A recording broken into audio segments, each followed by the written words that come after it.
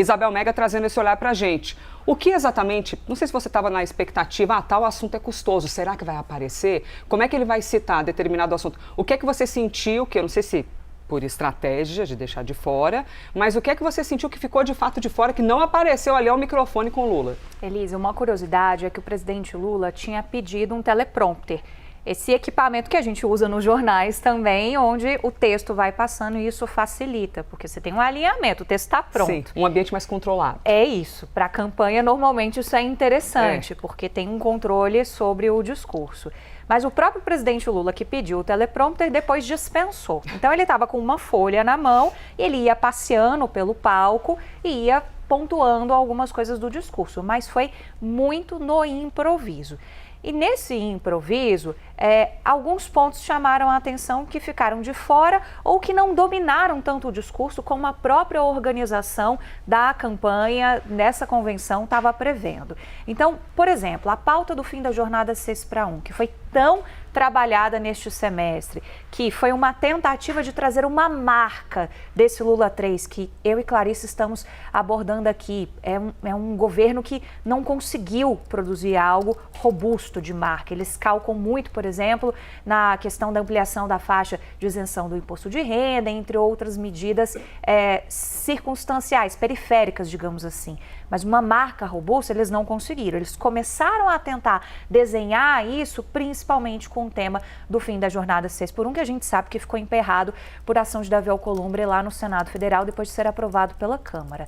Então, não teve foco nessa pauta que tinha potencial para ser bastante trabalhada. O que eu apurei? Que eles pretendem fazer isso no ato do dia 16, que é o lançamento da campanha no ABC Paulista, no estádio da Vila Euclides, para recuperar um pouco de um lugar que é muito histórico para a trajetória do presidente da República, como operário, um pouco dessas pautas mais conectadas com a classe trabalhadora. Então, você puxa mais a veia social da defesa do fim da jornada 6x1 nesse evento. Então, essa é a apuração que tem por trás do porquê que esse tema foi tão escanteado durante a convenção de ontem, no discurso de Lula e de outros que antecederam ele nas falas.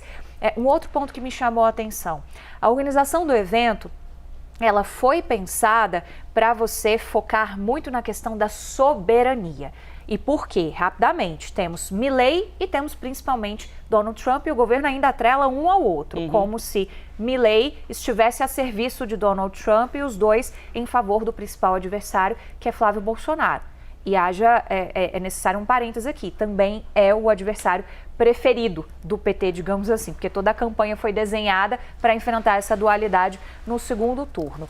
Lula falou de temas ligados à soberania? Falou. Mas foi um discurso de mais de 1 hora em que esse tema também foi tratado de maneira pontual, também tentando jogar para frente de que é preciso você ter um olhar para a defesa nacional. Ele dá uma indireta sem citar Venezuela, mas a operação de captura não citou expressamente o nome do país exatamente, não, Venezuela, mas fez uma referência clara, porque ele fala que eles têm que fortalecer a defesa para que nenhum outro presidente venha aqui e leve o presidente. Então é uma referência à operação de captura de Nicolás Maduro pelo governo Donald Trump.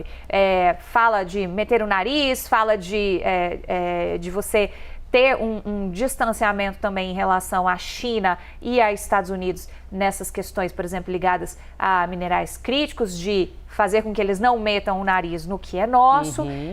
Para por aí.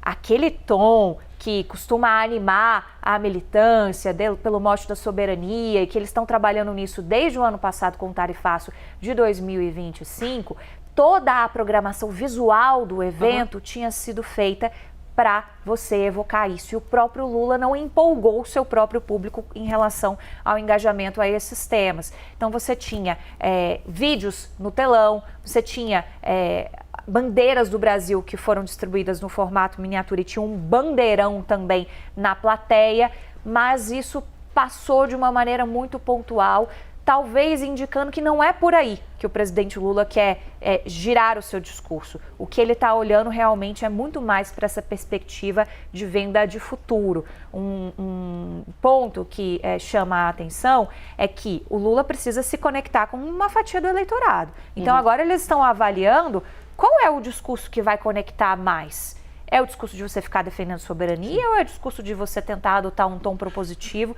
em relação a algumas pautas? Ele precisa se conectar com o eleitorado jovem também. E aí, nisso, ficaram de fora temas como segurança, ele falou rapidamente sobre questões de feminicídio ali com Janja, e temas sobre ajuste fiscal, sendo que há uma cobrança muito forte de entender o que Lula vai oferecer em termos de ajuste fiscal. Qual é a proposta do governo Lula 4? Como é que isso vai conversar com a gestão atual? Vai ser a linha Duriga ou vai ser a linha do Sérgio Gabrielli, que é o coordenador do plano de governo? Esse plano de governo deve ser detalhado também no dia 16.